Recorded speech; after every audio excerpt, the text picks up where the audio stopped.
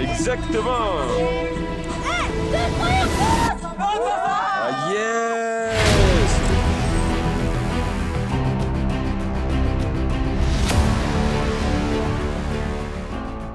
Salut tout le monde. Bon, j'espère que vous allez bien et aujourd'hui, à partir du principe que vous n'avez pas lu le titre, j'avais envie de vous parler d'une expérience que j'ai faite il y a déjà un petit bout de temps qui est en rapport avec la chute libre mais qui n'est ni du parachutisme ni du base jump.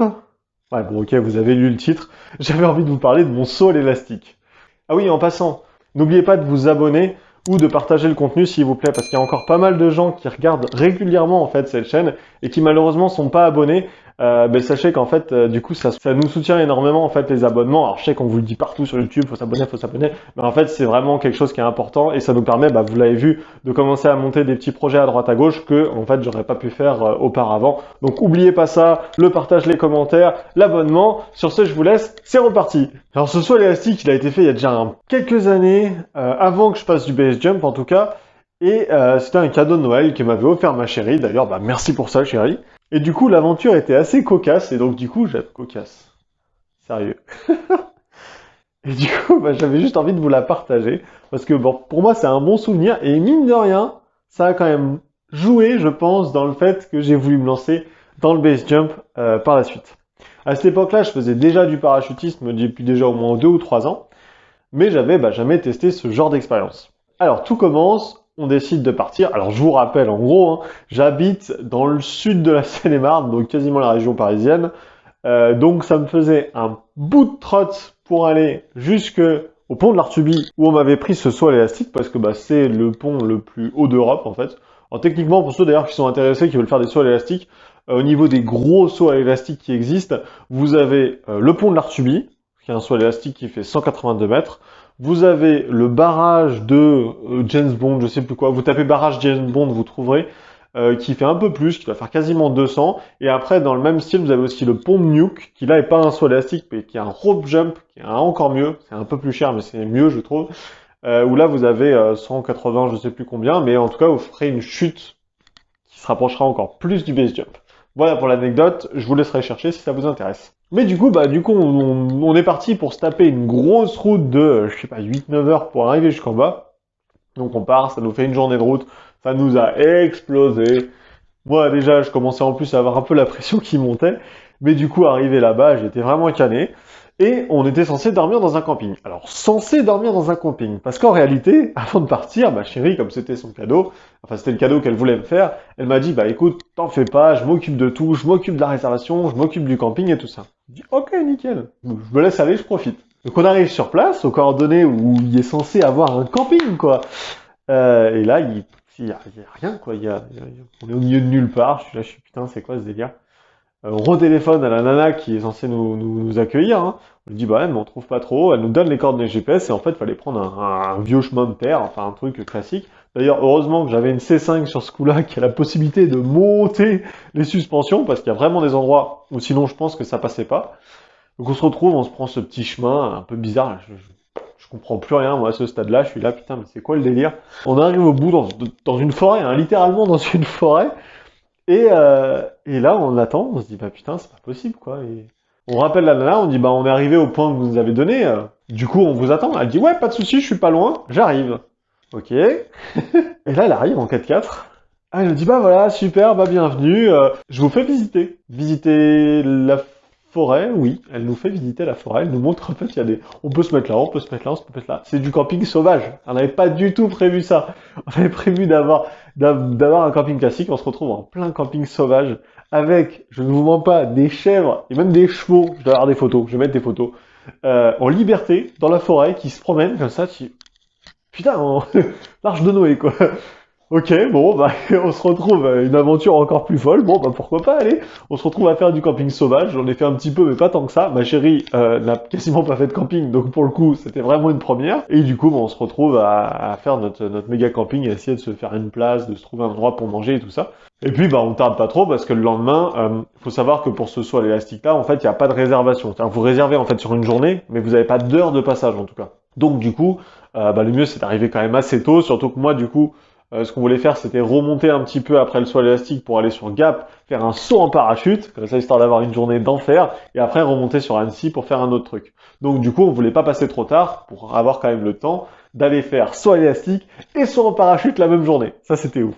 Donc du coup, bah, on se dit, on va pas se coucher trop tard. Moi, en plus, je commence à un peu stresser, honnêtement. Je me dis, putain, mais c'est la première fois que je vais faire un truc comme ça, et je me dis, putain, c'est quand même super impressionnant. Je regarde les photos, je vous montre les photos, je trouve ce pont, il est hyper impressionnant. Il est pendu au-dessus de cette espèce de gorge, quoi, qui est énorme. Enfin, moi, je trouve ça, à l'époque, je trouvais ça super impressionnant. Du coup, je commençais un peu à stresser et tout. On dort, j'ai pas super bien dormi. Honnêtement, faut être honnête, j'ai pas super bien dormi.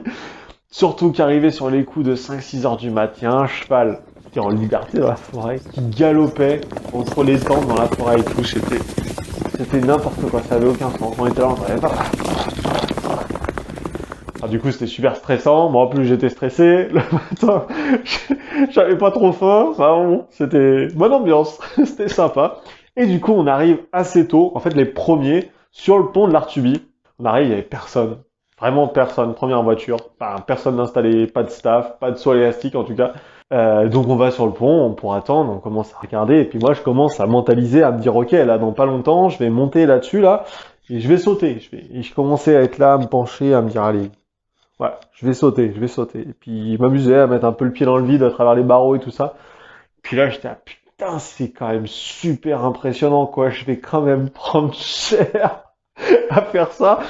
Et donc, du coup, j'étais là, ouais, allez, faut aller au bout, quoi. C'est un truc qui t'a fait envie, t'as dit oui, maintenant t'y vas, quoi.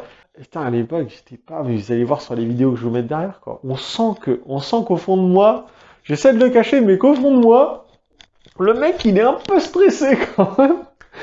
Et du coup, bon, bah, on attend. Et là un camion qui arrive. Donc, le camion du staff qui va préparer le saut élastique. Et là, bah, c'est la première fois que je vois ça, hein.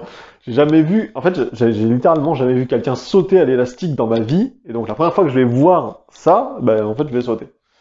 C'est nickel.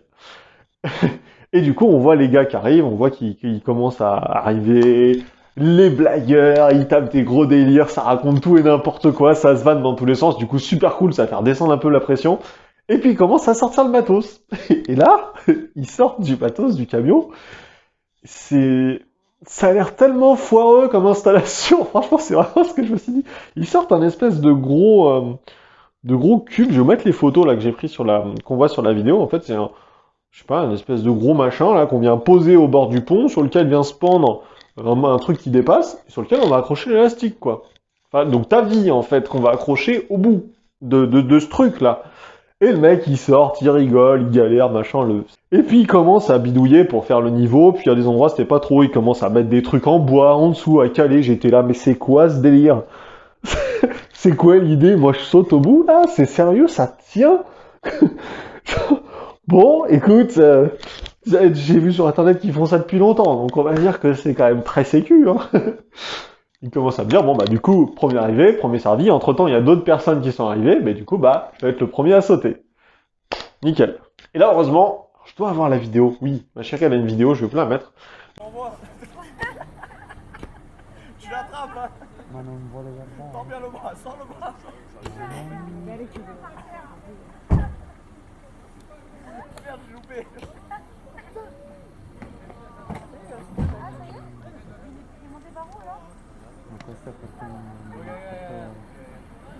Juste avant que moi je saute, il y a un des gars du staff qui a sauté à l'élastique. Pourquoi? Parce que en fait, techniquement, c'est le gars qui va nous réceptionner en bas, qui va nous poser et nous demande de récupérer de ce qu'on vient de vivre juste au-dessus. Mais en tout cas, il faut qu'il soit en bas. Et il y a deux possibilités pour descendre en bas. Soit se taper tout le chemin, et il y en a pour 35-40 minutes, ouais, 35 minutes au moins, et puis aller en bas. Ou alors prendre la direction la plus rapide, c'est-à-dire à la verticale avec l'élastique pour descendre en bas. Donc c'est ce qu'il fait. Donc du coup, mine de rien, j'ai quand même pu voir quelqu'un sauter avant. Et ça, bah, c'est quand même rassurant de se dire, ok, je vois ce qui va se passer. Je vois comment ça va se passer. Donc, on va voir la réaction de mon homme.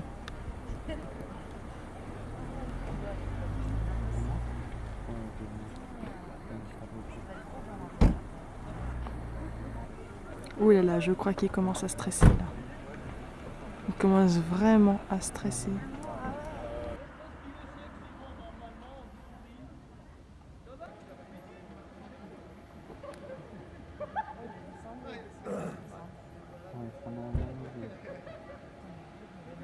Et là, bah vient mon tour en fait.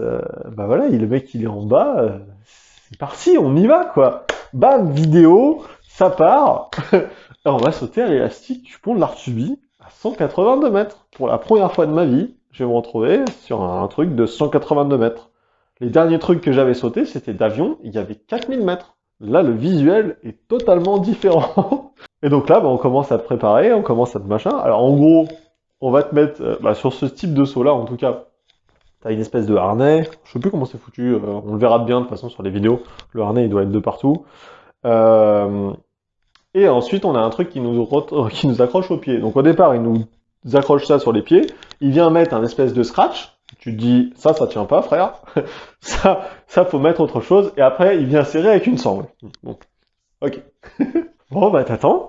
Puis il y a du monde qui commence à arriver de partout. Les gars qui commencent à venir. Il y a un mec qui vient à côté de moi parce qu'en fait, une fois qu'on est équipé, on est dans une zone en fait qu'ils ont créée pour les gens qui sont déjà équipés et qui sont prêts à sauter. Histoire d'être sûr que les gens qui soient là, c'est des gens qui soient checkés, qui soient prêts à sauter, il n'y a pas de problème. Et moi, j'ai des gens qui viennent derrière, qui me regardent, qui me font « C'est vraiment un truc à la con, hein, vous allez vraiment sauter ?» Bah ouais, ouais, enfin, du coup, oui. Merci de ta remarque rassurante et intelligente, je te remercie. Bon, enfin bref. Et du coup, bah c'est à mon tour de sauter. Là, du coup, je vais vous mettre la petite vidéo que j'ai. Et vous allez voir que pendant cette vidéo, bah, le stress est toujours présent. Oh, Bastien, mais qu'est-ce qui se Alors oui, il s'est trompé de nom. Alors je lui ai dit Baptiste. Il va m'appeler Bastien pendant un petit moment. passe dans ta vie là? T'as perdu un pari ou quoi? Ou alors je sais pas, tu aimes peut-être arroser la soirée parce que tu vois pas que c'est marqué que c'est le point le plus haut d'Europe. Et toi, tu viens sauter à l'élastique? Salut. Salut, comment ça va, Bastien? Baptiste. Baptiste, oh, n'importe quoi, qu'on finit. Ah ça va, là ça commence à Ouais, ça commence à quoi? monter là, l'adrénaline et tout ça. D'accord. Mais là ça va. Ouais, on voit que je suis stressé quand même, non? C'est flagrant, hein? C'est à quelle occasion que tu viens sauter? C'était pour Noël, mais bon on attendait d'avoir un petit moment pour y aller, donc Ouais, et c'est là, c'est le moment. un cadeau donc. De ma chérie qui est juste là-bas en face. Hey, n'oublie pas que tu as une mission après le saut, hein? Ouais. Hein? Alors oui, parce que pour info, il m'avait dit un truc. Il m'avait dit, en gros, ce qui se passe, c'est que si tu sautes à l'élastique et que tu survis, tu demandes ta chérie en mariage. Hein? Ouais, si tu veux, vas-y. On verra plus tard.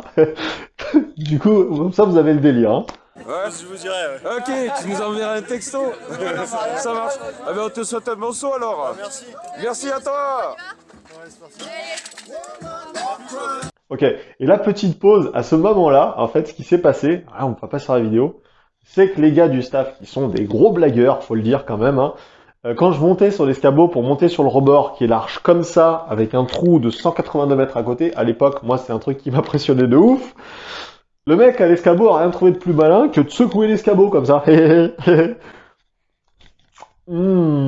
y a des baffes qui se perdent. Et là, c'est le saut. Hop, pardon les gars, excusez-moi, j'ai un métier, il faut que je travaille. Exactement. Ah, yes. Ah ben oui, on te l'avait dit. Hein. Il n'a pas hésité. Ah bah, il vaut mieux pas. Mais météo, Baptiste, mais reviens, tu passes à côté. Alors, oui, je vous l'accorde, ça pour un départ en base jump, c'est pourri. Ne le faites pas. J'ai regardé mes pieds, j'ai tapé un plongeon de l'espace. Je me rappelle même avoir vu le pont entre mes pieds. Pour vous dire que c'est pas bon comme départ. Yes. Attrapez dans les filets, dans les filets. C'est une boucle en mode. Mais t'as pas de données, Allez, prends la sangle devant toi que je vois ton visage et pas la semelle de tes chaussures. Ça va? Ouais, ça va, ouais, ça va. Remonte un peu tes épaules encore, comme ça. Mais te cache pas sous le pont. Pour la caméra. Yes, Baptiste. Trop fort.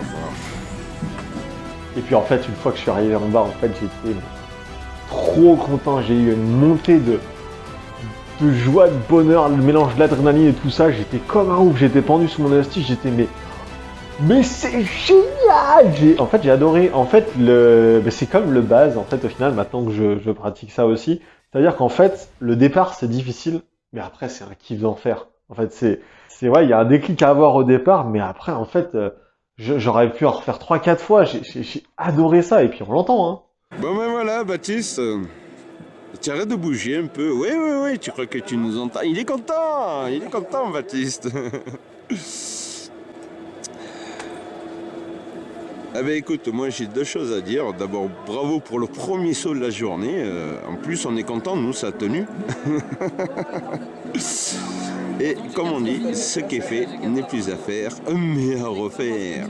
Donc voilà, un peu l'expérience de mon saut élastique, un truc incroyable. D'ailleurs, pour ceux qui se demandent, enfin qui seraient intéressés par le base jump, il y a des gens qui m'en parlent et tout, ou qui commencent à être intéressés là-dessus et voulaient avoir des premières sensations de qu'est-ce que ça fait en fait un départ en base jump, et bah le saut élastique, alors ce genre de saut élastique là, hein, parce que c'est vrai que les sauts élastiques qui sont petits, 30, 40, 60 mètres, ça vous donnera pas, vraiment vous allez tout de suite vous retrouver sous l'élastique, hein, parce qu'un élastique ça s'étire jusqu'à 4 à 5 fois sa taille, il m'a dit.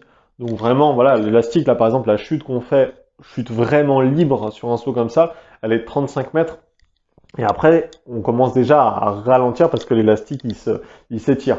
Donc sur ce type de saut élastique, vous avez vraiment des sensations au niveau du départ qui ressemblent à du base jump. Donc si vous êtes intéressé, si vous posez des questions, bah dites-vous qu'un saut comme le saut de l'Artuby ou le saut du barrage, ou alors, encore mieux, le saut, je dirais, à nuke en rope jump, c'est des trucs qui sont top et qui vous donneront vraiment les sensations que vous pourrez avoir sur un départ en base jump. Et ça vous donnera déjà une bonne idée de ce que c'est. Après là vous êtes sur un pont, hein, donc forcément vous n'avez pas la falaise, vous n'avez pas toute puissance et cette impression-là, mais vous avez vraiment la sensation de départ et de chute que vous pourrez avoir en base jump. Et donc du coup, sur la journée après, j'étais comme un ouf, j'étais refait, j'avais kiffé cette sensation, c'était vraiment un truc de fou.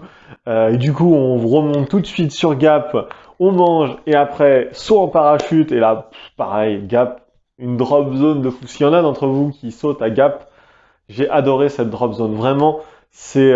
Tu sautes au milieu des montagnes, c'est fou quoi, tu montes, tu regardes, t'es à hauteur des montagnes, tu te dis mais c'est pas possible, tu regardes la petite mètre, 2000 mètres, tu te dis waouh, c'est fou, il y a la barre des écrins au fond, vous voyez un peu le Mont Blanc, enfin, j'ai adoré, j'ai passé le vol collé à la vitre, à regarder dehors, à me dire putain c'est ouf comme paysage, et tout le saut, j'étais un mélange entre de la chute assis et puis à la fin j'étais à plat, et j'étais juste en train de regarder le paysage et de me dire waouh. Wow.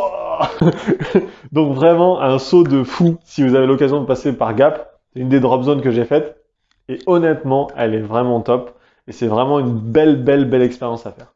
Et ensuite de ça on est remonté sur Annecy, on a fait des trucs sympas et on a fini le séjour par un canyoning parce que ma chérie n'en avait jamais fait et on s'est bien marré. Bon et ben voilà, sur ce j'espère que cette petite anecdote vous aura plu. Enfin, on commence à voir un peu le début des sauts revenir. On a de l'espoir, là. Moi, je sens que ça va y aller, là, qu'on va bientôt tous pouvoir ressauter, que ceux qui voulaient commencer le para vont enfin pouvoir commencer eux aussi. Je croise les doigts pour que ce coup-là, ce soit bon, et pour que bientôt on puisse refaire des vidéos de para, que je puisse faire tous les trucs que j'avais prévus, et puis vous offrir du contenu qui sera vraiment sympa. Voilà. Bon, bah, merci pour tout. Merci d'être là. Et puis sur ce, bah moi je vous laisse là, et puis je vous dis à la semaine prochaine. Salut tout le monde!